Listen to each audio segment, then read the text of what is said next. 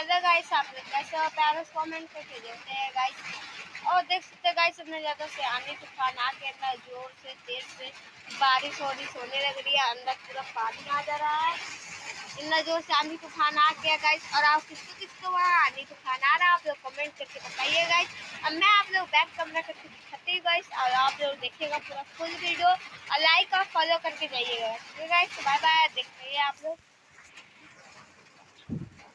देखिए गाइस, पूरा पानी आ गया है। हवा इतना जोर से चला है गाइस, पूरा पताई हो गया पूरा।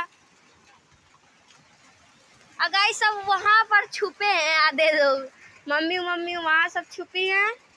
और हम लोग घर में आ गए हैं, घर पर आ गए जल्दी से। ठीक है गाइस, तो बाय बाय। और आप लोग कमेंट करके बताइएगा वीडियो कैसा लगा आप लोग।